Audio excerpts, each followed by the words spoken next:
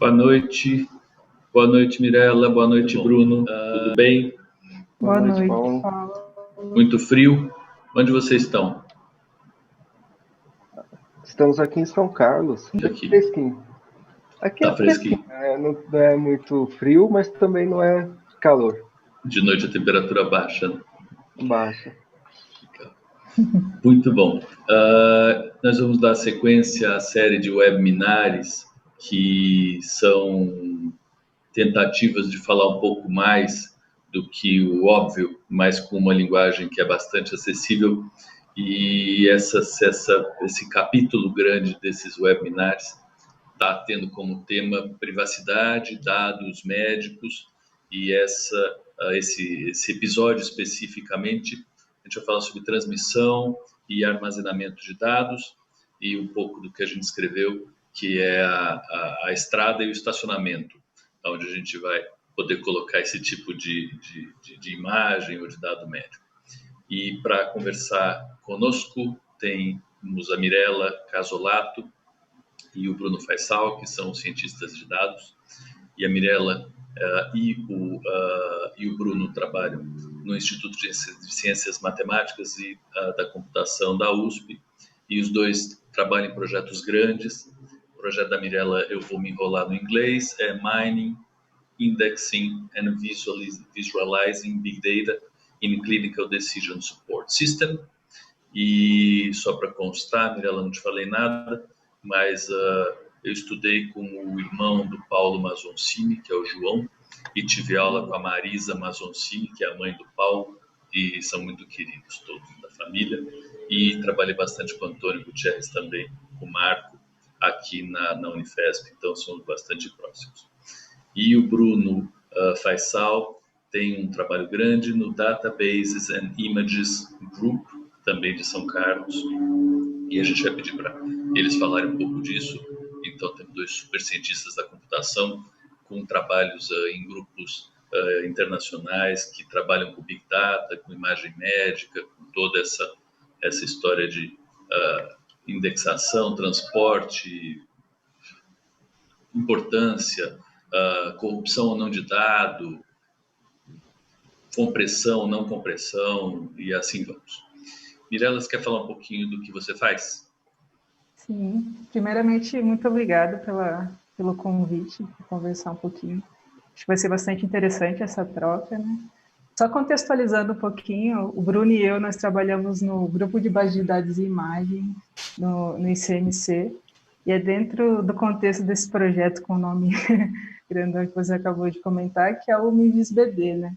A gente trabalha dentro desse projeto, a gente trabalha com dados que vêm, né, de diferentes hospitais universitários, incluindo o Hospital das Clínicas de Ribeirão Preto, o INCOR em São Paulo, e nós temos uma troca bastante interessante entre a nossa parte, que vem da ciência da computação, da análise dos dados, e dos especialistas que nos apoiam, trazem as demandas e nos ajudam bastante com informações de contexto e tudo mais. Então, esse é mais ou menos o contexto em que nós trabalhamos no dia a dia. Não sei se o Bruno quer comentar alguma coisa a respeito. Não, é isso mesmo, Mirella. Eu acho que a gente trabalha no mesmo grupo, no mesmo projeto maior, né? Que é um projeto bastante grande, que envolve bastantes instituições de saúde.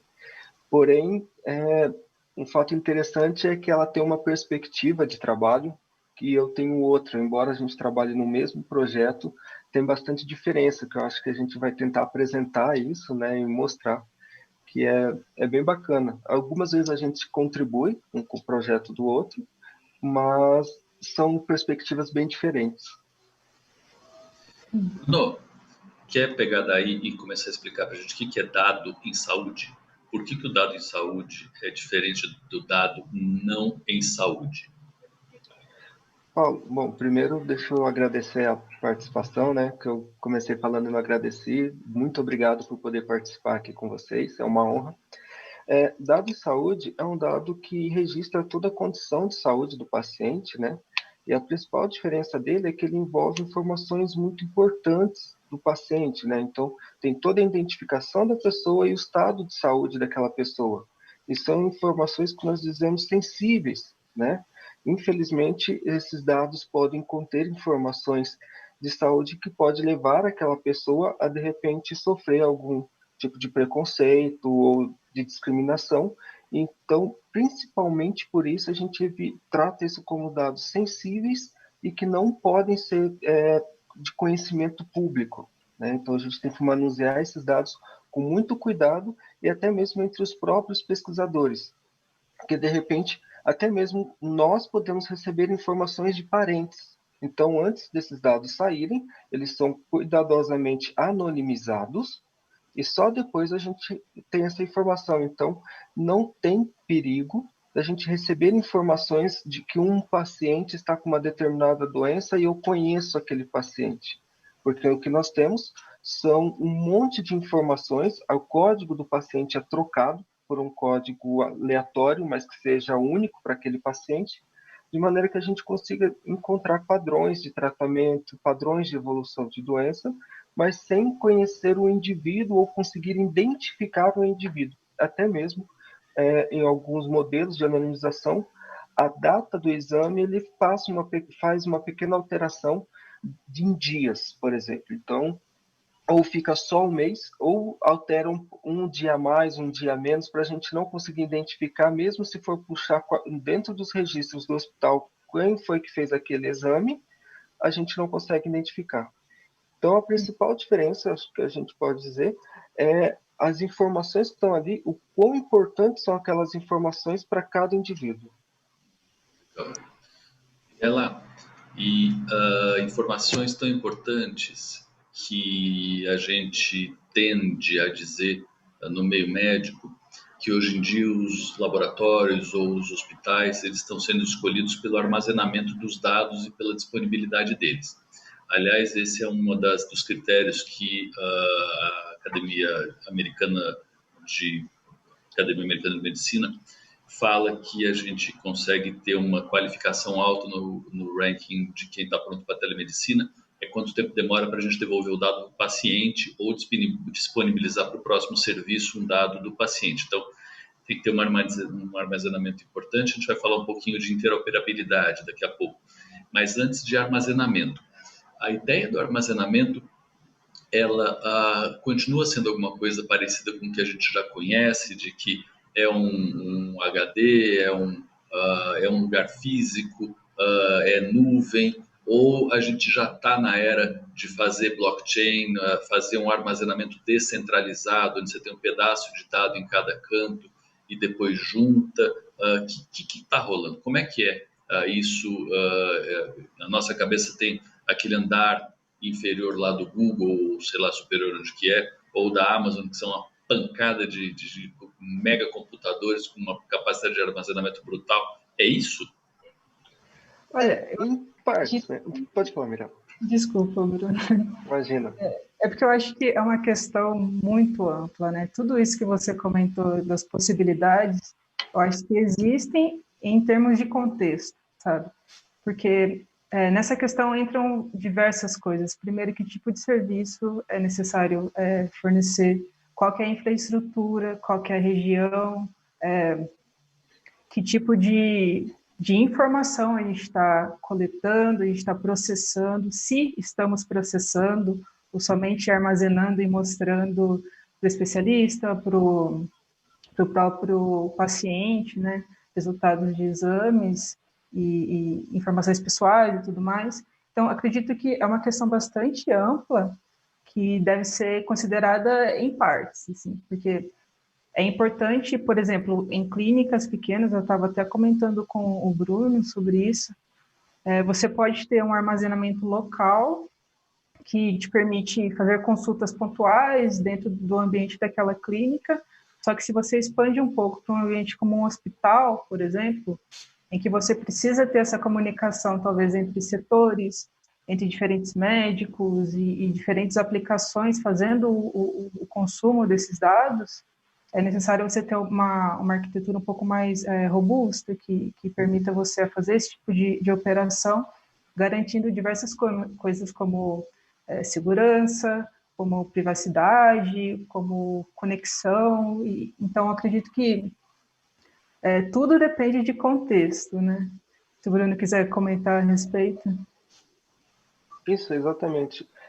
Na verdade, fica mais aderente a qual aplicação que está sendo desenvolvida, qual aplicação está sendo utilizada. E, lógico, sempre que... É claro que a gente conhece algumas instituições que preferem, não, os dados são nossos ou confiam mais na gente. É uma solução, é uma possibilidade, mas também tem que ter em mente, né, está sempre claro que essas informações têm que ser cuidadas, né? Então, precisa ter backups, precisam ter links de redundância, porque em algum momento de consulta o sistema não pode simplesmente ficar fora do ar, né? Isso, dependendo da situação, pode ser muito danoso. E também tem toda uma complexidade arquitetural, também ali da administração, que tem que ter o local, essas máquinas que vão armazenar as informações, elas precisam estar armazenadas em um ambiente seco e com temperatura controlada.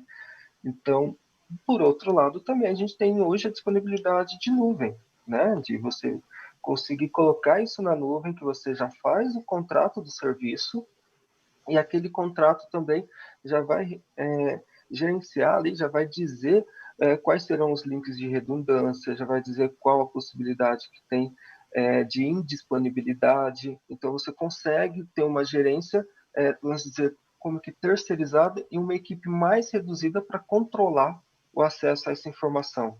Então, os dois funcionam. No caso da tecnologia do blockchain, é uma tecnologia do ponto de vista de desenvolvimento bastante recente, né?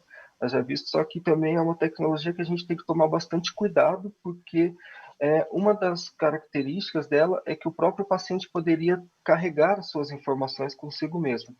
E isso traz questões positivas e questões negativas, porque por mais que estamos na era digital, hoje nós ainda temos situações que existem sim brasileiros com 4, 5 celulares e brasileiros que não possuem celulares. Ou muitos brasileiros que possuem celulares que não têm capacidade de rodar uma aplicação dessa com que exige computacionalmente do dispositivo e brasileiros que possuem, né? Então, tudo vai dar aplicação, tudo vai ali de uma forma com que a gente vai aplicar. Então, se nós formos partir para isso, a gente tem que ter um estudo ainda avançado realmente de abrangência, ou talvez ter as duas arquiteturas, duas plataformas em conjunto, sabe? Eu acho que vai um pouco por aí, Paulo, de analisar bem a aplicação e para quem vai ser disponibilizado. Entrando um pouco nessa história de armazenamento e do que vai ser feito, vocês não querem explicar um pouco o que são os servidores de produção e os servidores de pesquisa? Quando a máquina é para pesquisa ou a máquina é para disponibilizar o dado? E já engatar nessa um pouco do pensamento que vocês podem ter de o que vai mudar com a tecnologia 5G, que teoricamente vai fazer com que, e aí vocês me corrijam se eu estiver errado, com que a transmissão seja uma coisa muitíssimo mais rápida, e aí o processamento pode ser feito à distância e você tem uma leveza muito maior na ponta final. Que é para esperar em relação a isso? E o que é servidor de produção e o que é servidor de pesquisa? Posso começar? Claro, claro. Então, acredito que, a princípio, essa questão entra mais em que contexto os dados serão utilizados. Quando a gente fala, por exemplo, da coleta dos dados dentro de um ambiente clínico, onde o que a gente está querendo garantir é a consistência desses dados, uma modelagem correta para que todas as imagens geradas para aquele paciente sejam vinculadas para o registro correto. Então, acho que em termos de ambiente em que há essa coleta, há essa preocupação de você manter uma modelagem correta dos dados, de modo a ser persistente também e correto. Agora, a partir do momento que a gente quer fazer pesquisa em cima desses dados, entram algumas questões, como a privacidade, o que daquelas informações eu posso ter acesso para poder fazer aquilo que eu preciso fazer, realizar aquela análise que está sendo requisitada pelo especialista ou tem alguma demanda específica, e o que não é necessário, né? O que eu não deveria ter acesso como pesquisadora, garantindo, então, a segurança e a privacidade daquele paciente. E também, em termos de pesquisa, quando a gente tem, por exemplo, vamos supor que nós temos uma conexão entre hospitais, onde nós temos uma base, né, para cada um dos hospitais, e mesmo cada um dos hospitais atendendo as mesmas especialidades, cada hospital pode seguir o seu protocolo. Então, o conjunto de dados, né, gerado em cada um desses hospitais pode ser distinto, apesar do contexto ser o mesmo. Então, a partir do momento que a gente quer buscar consultar em cima desses dados ou gerar alguma informação com base na análise desses dados, essas diferentes modelagens, diferentes informações geradas, diferentes formas de organizar os dados, elas precisam convergir a um modelo comum com que nós possamos aplicar os métodos em cima desse modelo e que esse modelo ele traga o resultado igual, né, para as diferentes representações, desde que os dados sejam os mesmos, né. Então, acredito que tem essas questões em termos de produção e pesquisa. O não 5G muda? Paulo, muda bastante, né? Porque, bom, primeiro que os dados hoje para a gente é muito importante, né? Um ponto que chega a isso é a USP, aqui de São Carlos, está disponibilizando um curso a partir do ano que vem de ciência de dados. É um curso de graduação voltado especificamente a trabalhar com dados e gerar essas informações. O dado só em si não traz muita informação, tá? Mas a partir da hora que você manuseia e consegue entender esses dados, aí sim, ele passa a ter qualidade, ele passa a ter valor, porque ele vai te agregar muita informação e vai conseguir fazer, inclusive, direcionar um atendimento melhor para os pacientes. Quando a gente tem uma transmissão mais rápida, a gente consegue ter um volume de dados. Eu não precisaria hoje. Olha, eu trabalho hoje com imagens histopatológicas, que cada imagem possui cerca de 9 gigas, de 4 a 9 gigas. Então, quando eu vou processar isso, eu preciso de um equipamento forte para processar essas imagens, né? Estamos falando de aproximadamente 2 bilhões de pixels. Então, é muita coisa para processar. Se eu tivesse um centro computacional, vamos dizer, olha, eu tenho uma instituição aqui de saúde que ela não tem condições de criar um centro de pesquisa de excelência. Mas poderíamos, então, fazer um consórcio de diversas instituições e criar um centro desse. Só que qual o problema? Transmitir essa imagem que eu quero que seja processado para esse centro e depois retornar, isso nós estamos falando de uma imagem. Cada paciente, dependendo do caso, vai ter 4 ou 8 imagens, né? Então, ele demoraria muito para fazer essa transmissão, demoraria muito para retornar. Então, não é vantajoso. A partir da hora que nós temos um meio de transmissão que possibilita que isso seja ágil, então eu consigo, então, olha, abrir a porta, não estou dizendo que está sendo feito, não é isso, mas estou dizendo que abre a possibilidade de que comece a pensar nessas alternativas, de ter um centro, no lugar de eu ter uma instituição que ela unicamente possui um centro de pesquisa ali dentro, eu posso ter, então, um consórcio onde eu tenho um enorme centro e que trabalha com os dados desses diversos hospitais, né? E talvez já até facilitar a integração desses dados para um modelo de organização comum e aí conseguir trabalhar. O nosso grupo hoje trabalha com um modelo, que é o OMOP, e que vem surgindo, vem chamando grande atenção, só que mesmo assim ainda existe bastante coisa a ser pesquisada, né? Os modelos de busca de padrão para encontrar informação eram feitos unicamente para um tipo de modelo. E passar, só que esse um tipo de modelo a gente está dizendo para os dados de um hospital, de uma instituição. Trazendo esses dados daquele hospital para um modelo comum, e quando eu desenvolvo um modelo para esse modelo comum, qualquer outra instituição pode pegar os seus dados, passá-lo, né, converter ele para esse outro modelo e utilizar aquele mesmo modelo que já foi utilizado, que já foi desenvolvido, desculpa. E isso ajuda bastante. A mesma coisa das imagens. quando a gente passa a ter um meio de transmissão igual para todos, igualmente potente, vamos dizer, a todos, né? E que, no caso, sem tanta necessidade de infraestrutura física para fazer essa transmissão, facilita bastante. Então, Perfeito. acreditamos, essa implantação ajuda bastante no desenvolvimento da saúde no Brasil. Me passa pela cabeça que o 5G vai ser o coronavírus, ou seja, vai fazer com que a gente fique em casa, né? Pode ficar em casa, trabalha de casa, vai fazer o home office, vai fazer as vezes do coronavírus.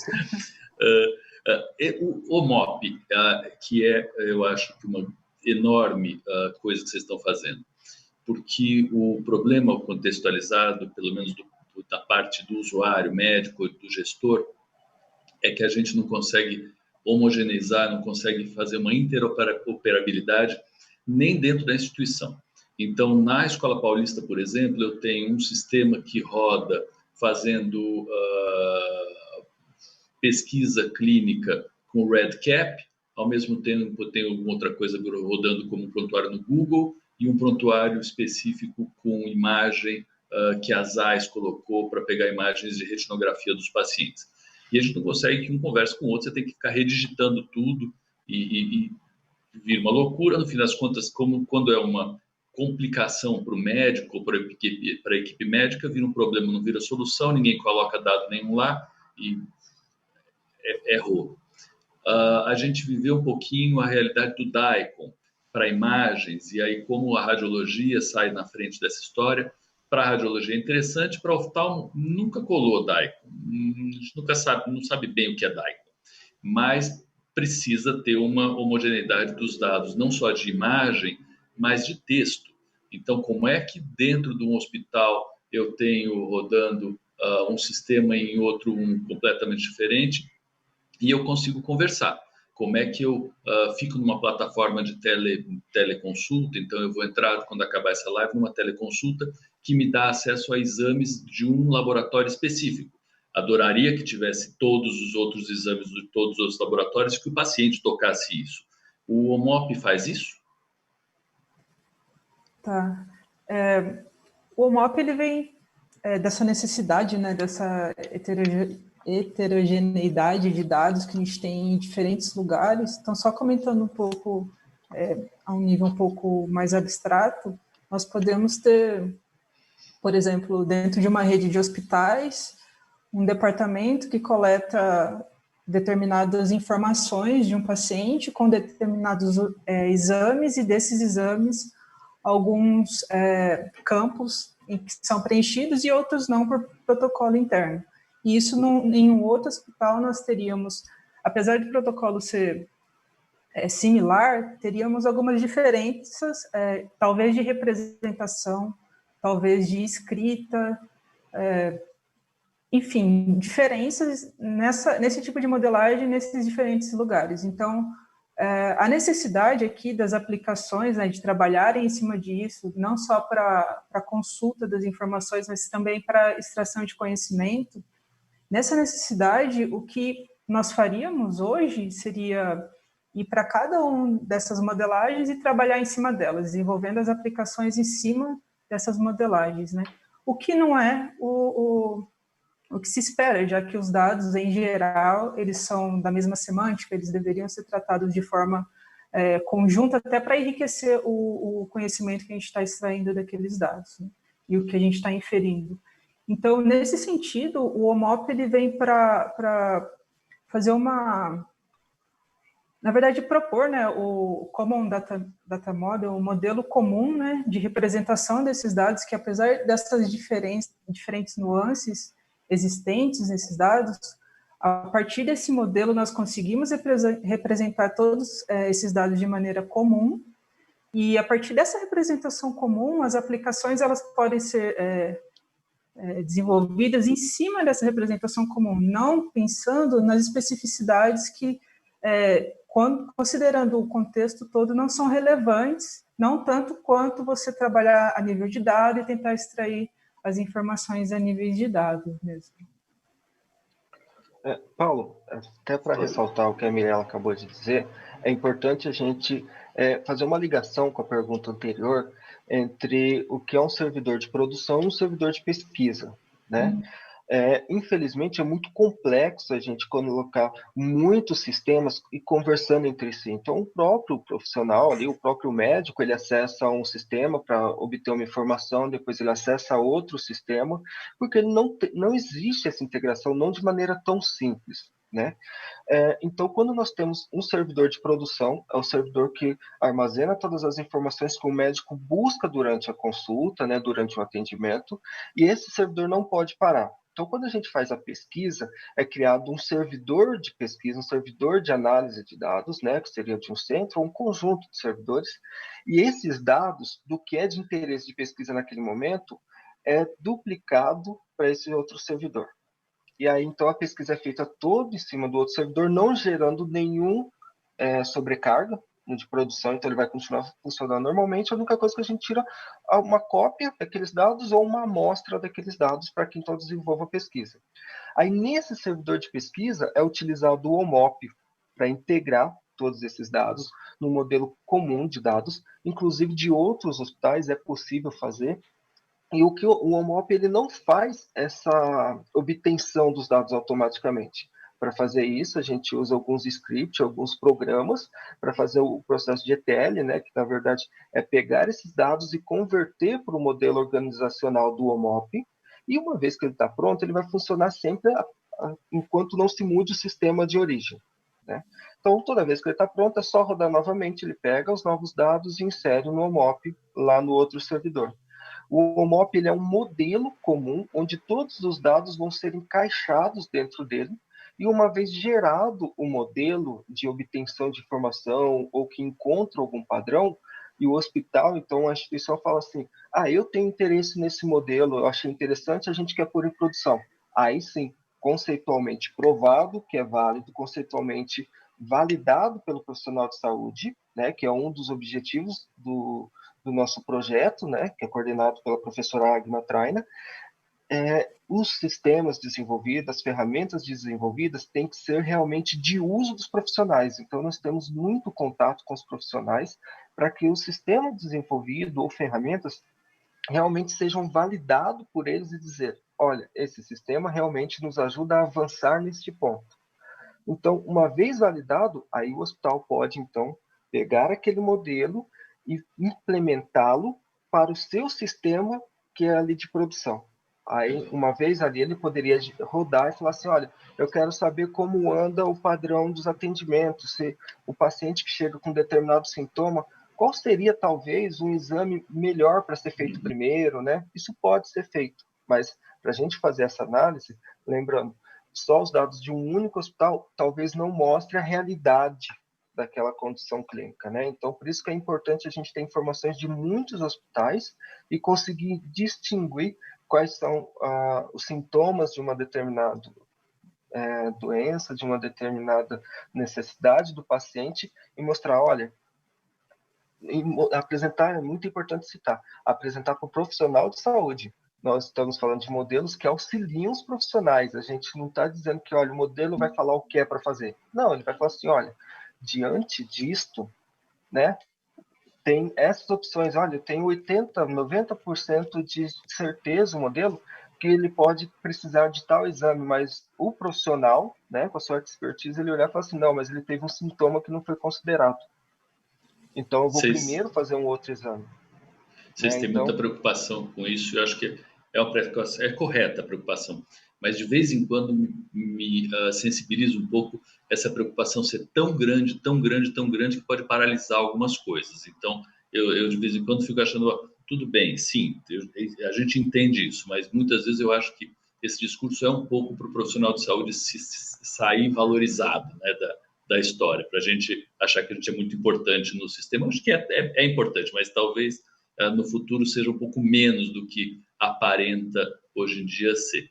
Mas se eu entendi bem, e eu acho que é uma ideia genial, a ideia do OMOP é que ele pode ser uma ferramenta de pesquisa que não interfere com o teu prontuário eletrônico próprio. Você pode continuar tendo o teu sistema de atendimento normal e você só exporta os dados que você quiser para esse grande pensador, e o pensador te responde alguma coisa específica que você está perguntando. Se for isso, eu acho que é ótimo, porque aí sai um pouco daquela história de que todo mundo tem que escrever no mesmo prontuário, a mesma coisa no mesmo tempo, e aí você tem o exemplo do Google que parou de fazer isso, e todo mundo falou, bom, se esse cara parou de fazer, é porque não dá para ter um só para todo mundo, né? E a integração via perguntas é muito interessante. Eu acho que aí faz todo o sentido que você está falando, que realmente você tem que ter perguntas relevantes a serem feitas pela equipe de saúde inteira e pela sociedade inteira, né? Essas perguntas podem ser colocadas para um grande guru, e esse guru, tendo mais dados de mais lugares, acaba acertando eventualmente um pouco mais. O que é tamanho para vocês em relação a dados? E queria também perguntar, porque a gente sempre ouve e olha nas especificações de computador para mortais, né? Memória RAM, memória ROM, gigabytes, companhia limitada. O que é tamanho para vocês? Giga, tera? Qual é a escala que vocês conversam? Tá. É interessante o Bruno e eu estarmos aqui hoje, porque a gente tem uma noção um pouco diferente, porque tudo para a gente depende muito da aplicação, né? Por exemplo, o trabalho que eu tenho desenvolvido atualmente envolve a análise de imagens de úlceras de pele, né? Então, esse tipo de imagem, quando chega para a gente analisar, elas foram adquiridas utilizando celulares comuns, câmeras comuns. Então, a qualidade de um celular, de uma câmera, para nós já é o suficiente. E dentro desse contexto, a gente tem o que é uma baixa resolução e que é uma alta resolução dentro do tipo de câmera convencional que a gente tem disponível, tanto em smartphone como câmera normal. Então, acredito que é tudo muito relativo nesse sentido.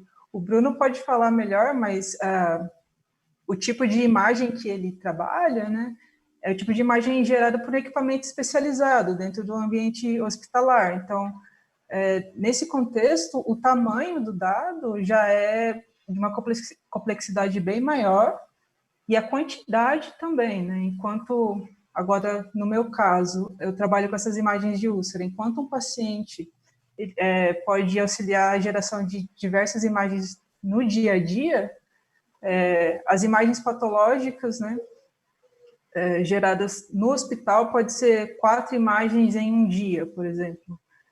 E para uma biópsia, e aquela biópsia pode não ser feita todo dia. Então, nesse contexto, acredito que tem algumas diferenças, sim, entre o que pode ser considerado grande quantidade, que pode ser considerado um dado de alta resolução, ou a quantidade de dados daquele contexto é diferente. Aí, se o Bruno quiser comentar um pouquinho. Isso. É muito de aplicação, né, Paulo? Porque, como a Mirella citou, porque uma imagem grande, ela pode ser grande para a Mirella, ela tem uma ferramenta, desenvolveu uma ferramenta agora, que é um aplicativo que ela consegue tirar a foto e já mensurar, né? Tirar ali algumas descrições daquela ferida. No meu caso, eu tenho uma imagem muito grande para trabalhar, né? Então, eu não consigo colocar isso para processar dentro de um celular. Né? Então, ela é uma imagem bastante complicada para fazer isso. Ela consegue fazer esse atendimento num local remoto, levando o seu aplicativo lá, e quando depois tiver conexão com a internet, ela transmitir esses dados. Nós já não conseguimos, porque desde a coleta do tecido, já eu não sei se posso dizer isso, mas uma microcirurgia ali, porque vai tirar um pedacinho do tecido, né, para depois passar por todo um processo para criar as lâminas, depois tem um equipamento especializado para fazer aquilo, e o que é bastante complicado isso. E além disso, né, então, a minha imagem grande, eu digo assim, ela tem um zoom de 20x, que vai, se eu acabo vendo ali, dependendo do formato que eu coloco a imagem, pode ter 9 GB ou 4 GB, dependendo do formato que a gente armazena. Uma imagem pequena, não, ela tem só 3x, só 2x, só que mesmo assim ela está com quase 1 GB. Né? Então, e dependendo da análise que a gente quer fazer em cima da imagem, a gente não consegue, porque de repente uma lesão naquele tecido só consigo ver a partir do 10, 15x. Então eu não tenho como fugir muito da imagem daquele tamanho.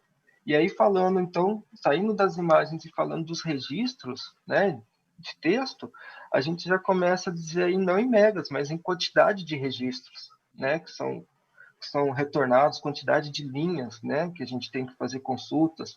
Então, como a gente faz uma busca para encontrar padrões, essas ligações de um registro com outro são feitos e refeitos milhares de vezes pelo modelo para dar uma única resposta para uma única pergunta. Depois tem uma outra pergunta que eu quero fazer até validar aquilo. Então, nesse contexto de ciência de dados, a gente já pode passar também um pouco para tamanho, quantidade de registros, e não necessariamente o tamanho que aquilo ocupa no computador. Então, acaba dependendo bastante da aplicação e do objetivo daquele estudo. Aí, dependendo também, só abrindo parênteses pequeno, quando a gente está trabalhando com análise, né, desenvolvimento de modelos para inferir ou descrever os padrões daquele tipo de dados, está falando também de exemplos, né? Quantos exemplos de cada classe que a gente quer representar tem disponível? Aquela característica que eu quero detectar, aquela característica, ela aparece em uma quantidade suficiente de dados da minha base, né? Dentro do contexto que eu estou. Então, eu acredito que essa quantidade também é com relação a isso, né? Ao que a gente está buscando como análise e que tipo de informação a gente quer inferir ou descrever daqueles dados.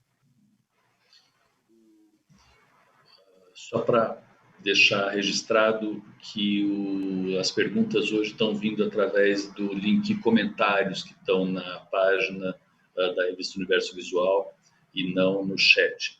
E que semana que vem a gente vai continuar falando sobre privacidade, provavelmente sobre prontuários eletrônicos, assinaturas digitais, assinaturas eletrônicas, as diferenças que tem. E queria pegar um pouco de um exemplo que a gente tem na natureza, em oftalmo, para variar, onde a gente fala que se cada célula fotorreceptora tivesse um neurônio para chamar de seu, o nervo óptico para juntar o olho com a cabeça não ia passar para trás, ia ser um nervo desse tamanho, assim, muito grosso. Então a gente, com isso, elogia e agradece muito um pré-processamento que a gente tem na retina. A gente acaba vendo a retina como uma rede neural, como um cerebrinho dentro do olho, e aí a gente consegue passar a informação para dentro da cabeça da gente por um nervo óptico muito fininho, porque você tem um monte de correlações. Quando vocês estão falando da imagem ser grande, aí o Bruno fala que você precisa aumentar 10, 20, 30 vezes para poder achar o que você está procurando, e aí Mirella também fala que o que tem está dentro dessa imagem, vamos procurar essa padronização. Existe alguma coisa em relação a gente usar a gente para fazer esse pré-processamento e diminuir um pouquinho esse tamanho de imagem? Você faz uma pré-triagem de áreas fundamentais, depois você passa para uma outra pessoa poder identificar naquela área fundamental alguma coisa que você não sabe, fazer um escalonamento de inteligências para que junto o homem e a máquina consigam ser mais efetivos e não precisar. Claro que isso é uma corrida tecnológica que a gente vai ganhar e já ganhou. Você consegue fazer transmissões de imagens absurdamente grandes e armazenamento dessas imagens. Mas é o mais inteligente ou se a gente cascateasse isso e fizesse um pré-processamento de algum jeito, a gente conseguiria apresentar imagens mais significantes na ponta final, não só menores, mais rápidas, mas talvez um diagnóstico mais rápido mesmo. Você já trabalhou um pouco antes, depois você trabalha só depois. Tem alguma coisa nesse sentido? Faz sentido o que eu estou falando? Faz bastante, e novamente eu vou repetir, acho que é a frase que eu mais vou falar aqui hoje, que é dependente de aplicação. Por exemplo, com a análise das úlceras, a gente quer ter uma imagem, mas se aplica a outros tipos de dados também. Estou dando exemplo de imagem aqui, mas se aplica. A gente quer ter uma imagem que o zoom dela nos permite, por exemplo, identificar a borda da ferida com uma pele saudável, né? Ou então, que tipo de tecido tem dentro daquela ferida, se tem um brilho, a coloração é importante, poder identificar uma régua, por exemplo, naquela imagem para poder mensurar a ferida. Então, esse tipo de detalhe, no contexto em que eu trabalho, é importante, só que se eu tiver uma imagem com muita resolução, uma resolução muito alta, pode ser que as tarefas de detecção, de processamento daquela imagem elas fiquem, primeiro, muito custosas computacionalmente, então eu tenho que ter um algoritmo mais robusto, talvez você processar isso no próprio celular fique inviável para a aplicação. Alguém manda uma imagem para análise e demora, sei lá, 10 minutos para poder trazer a medida da úlcera. Aquilo talvez não seja interessante. Então, eu acredito que tem o famoso trade-off que a gente fala, né? O quanto aquela aplicação exige de qualidade e o quanto nós geramos dessa qualidade, né? Se é muito além do necessário, claro, em termos computacionais pode trazer alguns malefícios para a análise. Isso no contexto em que eu trabalho, mas o contexto do que o Bruno trabalha, por exemplo, em que eles podem aumentar cada parte da imagem 20 vezes para ver os detalhes, né? Aí, nesse contexto, é bastante importante. Eu acho que ele pode falar muito melhor do que eu sobre isso. Paulo, nessas imagens que a gente trabalha, né, o que a gente acaba fazendo, na verdade, é um pouco inverso. No lugar do profissional indicar, o que a gente faz são pré-processamentos, mas que a máquina mesmo faz. Então, a gente consegue identificar, já temos publicações sobre isso, que a gente consegue identificar dentro de uma imagem a região onde as lesões se concentram. Então, eu já não preciso mais processar tudo. Eu posso, então, processar só aquela região e trabalhar isso em resolução, né? Multiresolucional. Então, eu primeiro procuro algumas lesões que eu sei que eu consigo encontrar numa resolução menor. E eu vou aumentando essa resolução porque eu sei quais são as lesões que podem existir. Né? Então, eu estou procurando se existem aquelas lesões para depois inferir, dado o conjunto delas e aonde elas estão localizadas, e as características de cada uma, do que poderia acontecer. E quando a gente diz de verdade que hoje a gente mostra para o médico dar a palavra final, é porque hoje seria absurdo, né, a gente falar que a máquina consegue fazer tudo. Porque se o médico abrir a imagem para analisar e falar para a máquina, olha, processa essa região, bom, ele já está com a imagem aberta, então ele acaba já olhando, identificando a região. Não, isso aqui é tal coisa, já preciso. Então, o que a gente acaba fazendo é fazendo o pré-processamento e mostrando para o médico no final, falando assim, olha, identificamos tal porcentagem de lesão, tal porcentagem de lesão, ela se aproxima tanto de uma região, no caso nós trabalhamos com biópsia pulmonar, para identificar, então, olha, qual é a distância dessas lesões da pleura, aonde estão, e aí, então, a gente conseguir ir caminhando, né, identificando essas lesões aos poucos, vamos dizer assim, e o médico, então, fala assim, realmente, isso faz sentido o que essa análise está fazendo. E para ajudar isso, a gente trabalha com inteligência artificial explicável, né, que hoje tem ganhado uma proporção bastante grande, que é justamente a gente não ter um método que diga, olha, você tem tal sintoma, né, tal doença, X, né, esse é o diagnóstico. Não, a gente precisa explicar o porquê, porque mesmo aqueles métodos computacionais, ele não é perfeito, ele não tem 100% de certeza de tudo. Então, o erro que ele acaba tendo é, olha, eu tenho um percentual de acerto, né? Lógico que com Deep Learning, em determinadas situações, ele consegue chegar a 100%, mas a gente tem que ter um pouco de calma que isso ainda está evoluindo. Então, a gente faz, demonstra, né, dá uma resposta para o profissional, logicamente, seja específica ou em percentual do que pode ser, e melhor do que isso, tentar explicar para o profissional o porquê daquela resposta, que hoje tem sido muito importante. A gente vê alguns trabalhos que alguns profissionais, né, inclusive do exterior, preferem o método com um pouco menos de acurácia, mas que explique o que ele está fazendo, para ele realmente ter certeza de assumir aquilo ou não, porque depois a assinatura vai ser dele, né?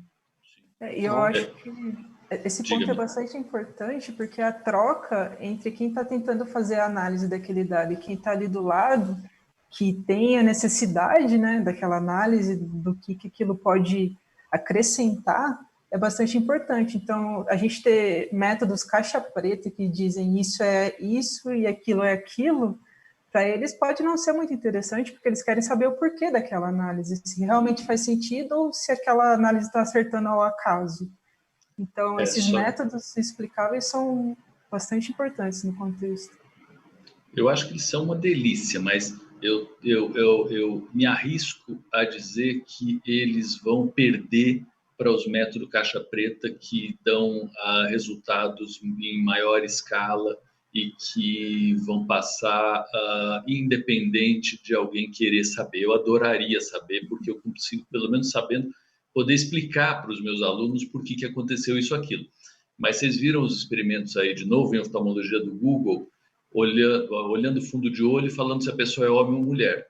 Eu não tenho a mínima ideia se olhar um fundo de olho se é de homem ou de mulher. At all, não tenho ideia, não sei. Aí ele fala assim, por conta dos vasos. O que eu vou olhar nos vasos, né? Tá bom, obrigado que você falou que você está olhando os vasos. Eu vou olhar os vasos, mas vou continuar não sabendo, olhando os vasos, se é homem ou se é mulher.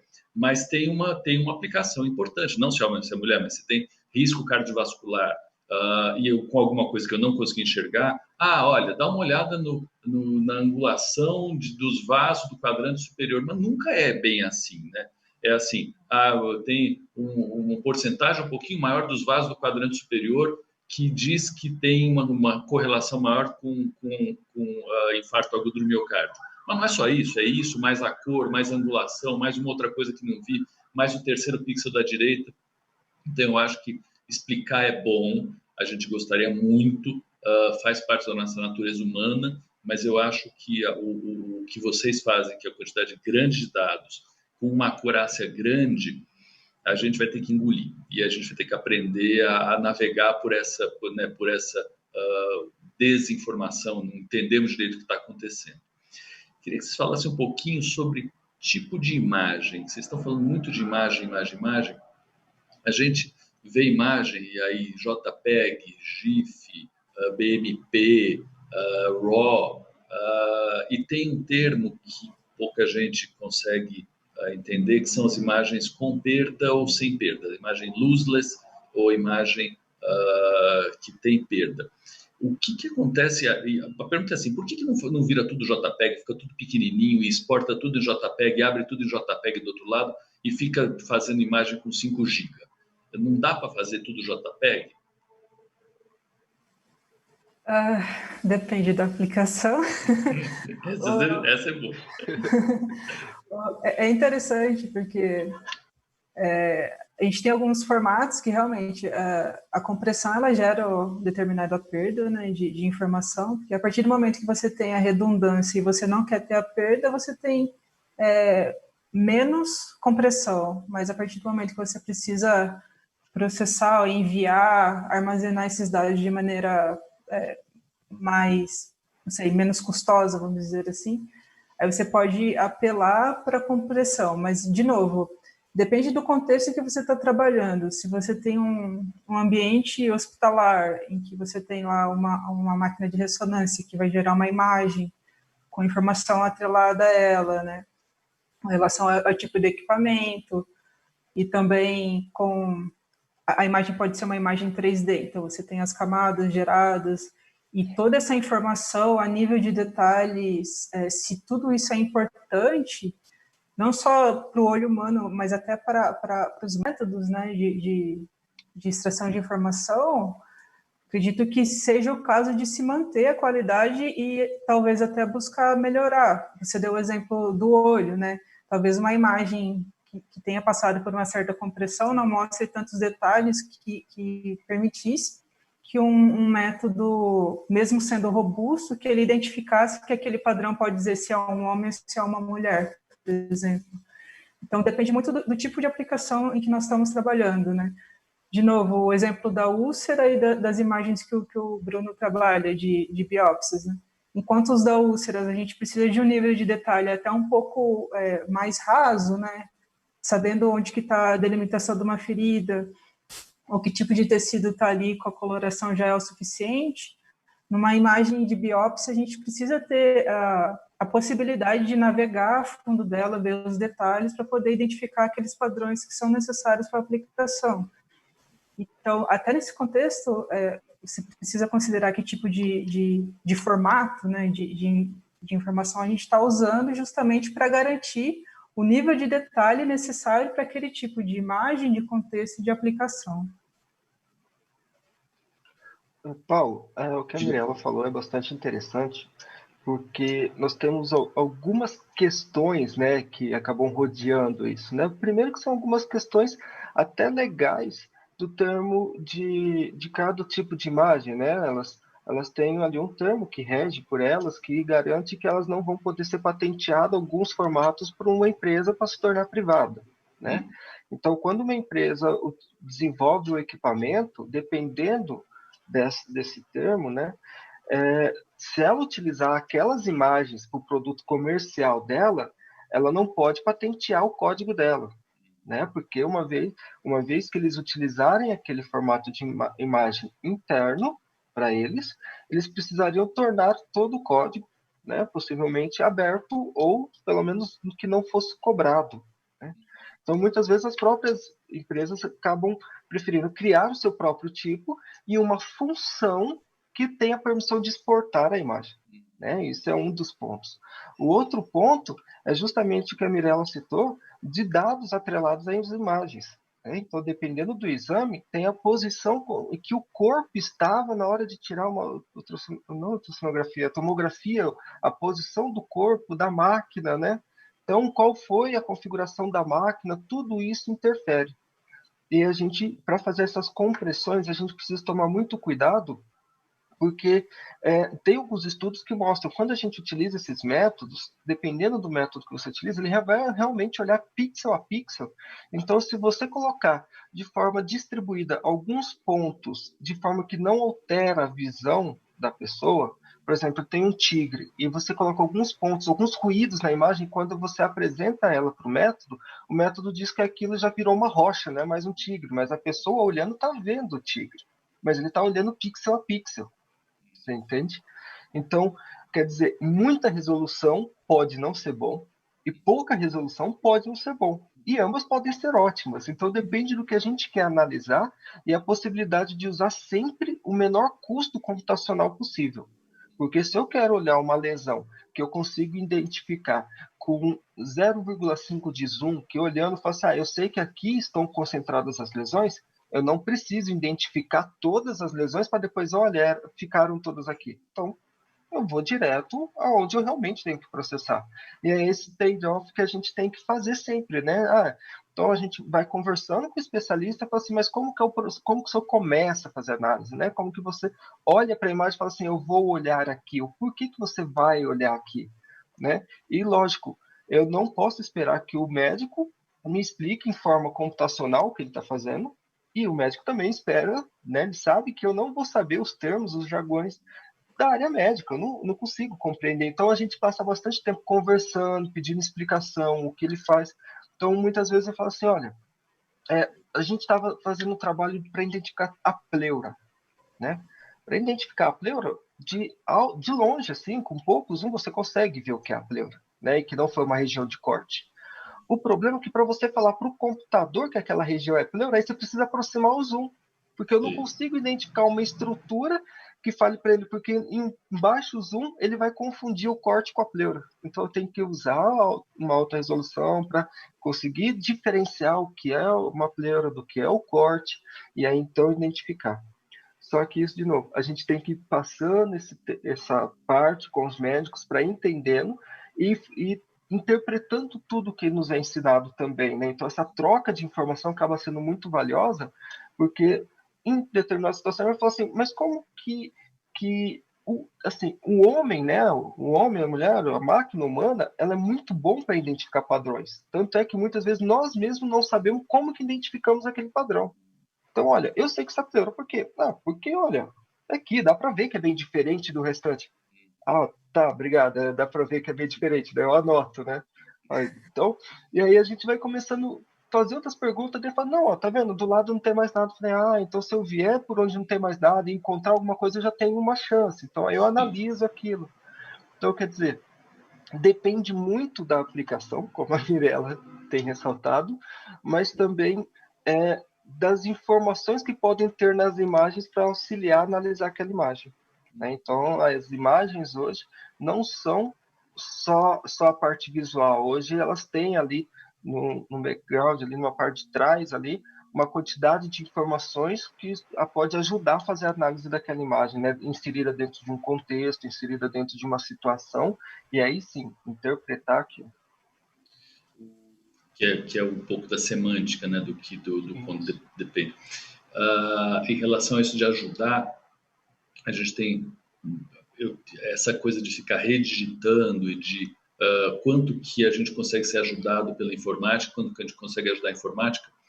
Uma vez a gente estava pensando num projeto, e aí queria ouvir o comentário de vocês, da imagem procurar o dono. Tradução.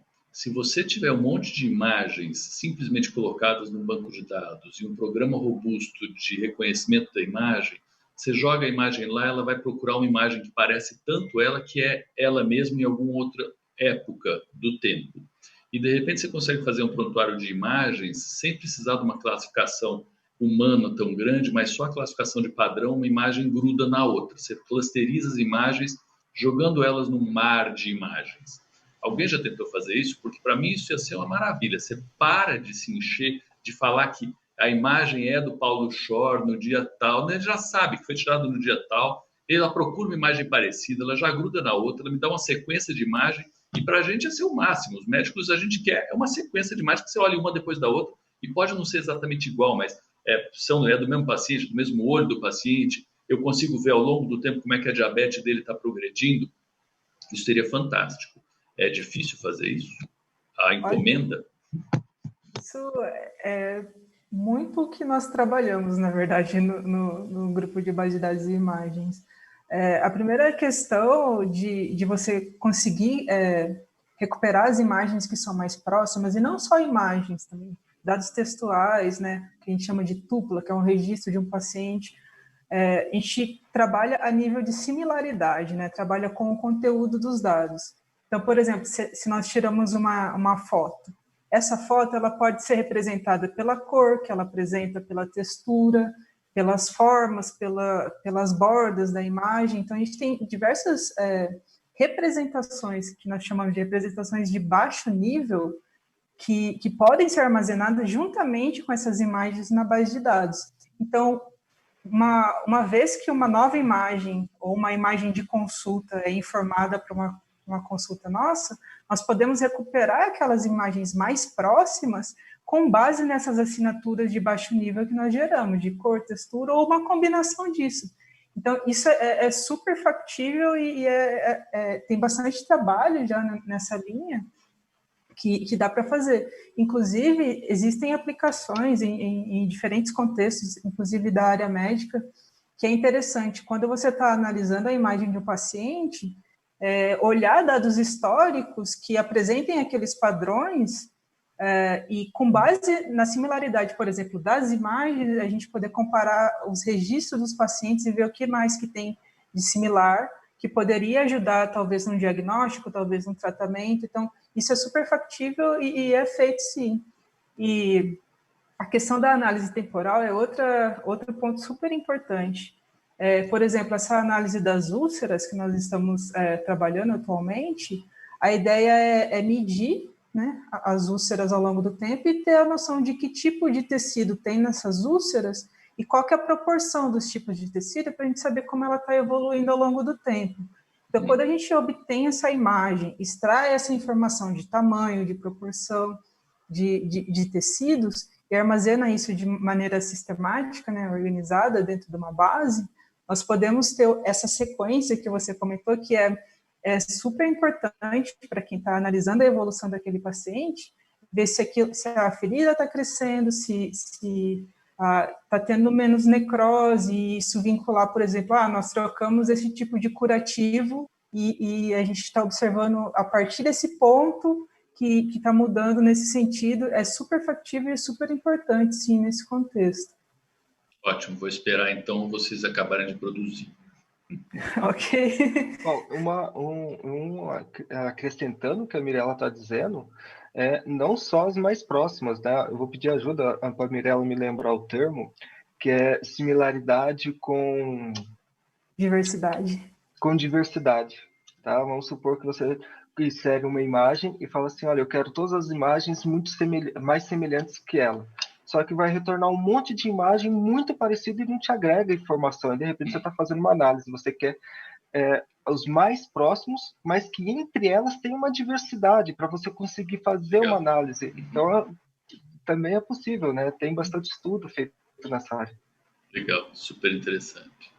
A gente está acabando aqui e tem um comentário do Marco Antônio que é: hoje um vírus parou o mundo.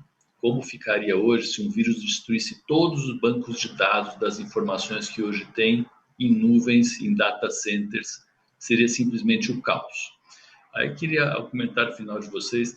Vocês acham que a gente está seguro e que se a gente analogizar as coisas, a gente vai estar mais seguro? Vale a pena fazer um backup analógico de tudo que a gente tem digital? Bom, acredito que não. Para as duas questões, nós não estamos seguros e não vale a pena um backup analógico.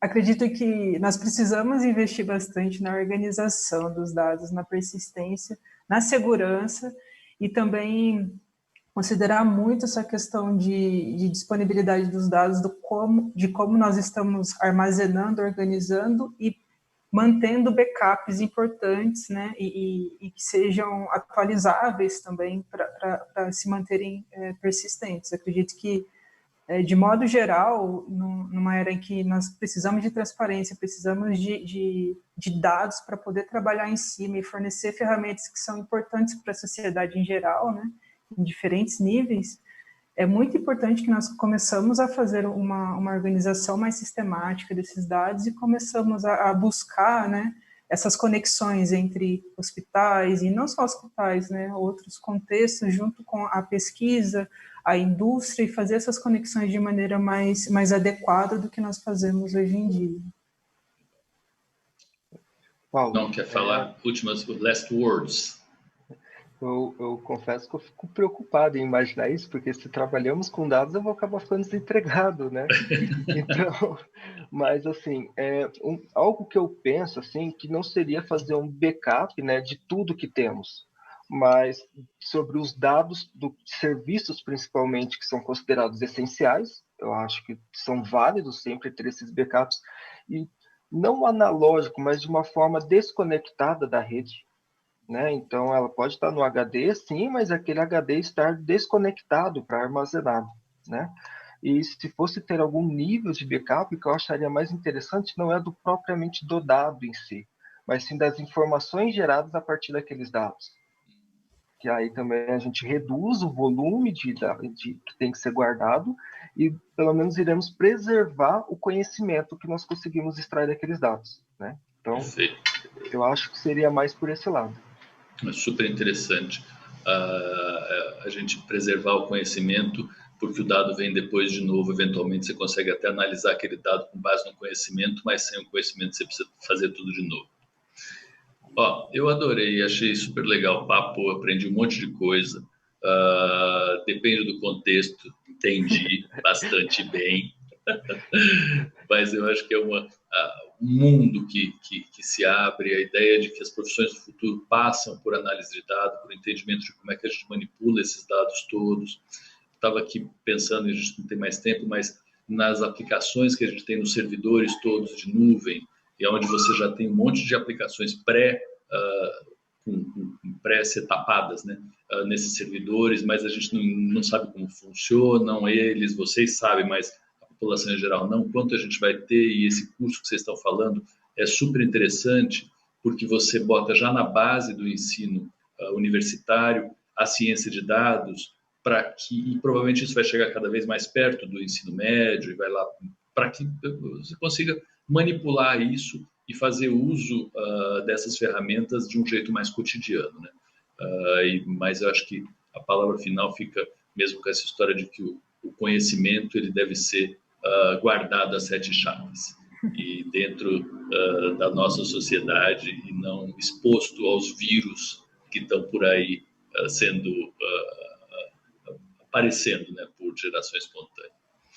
Muito obrigado, Mirela. Obrigado, Bruno. Boa noite. Muito obrigada pelo convite. Obrigado, Paulo, e novamente foi um prazer participar. Boa noite, pessoal.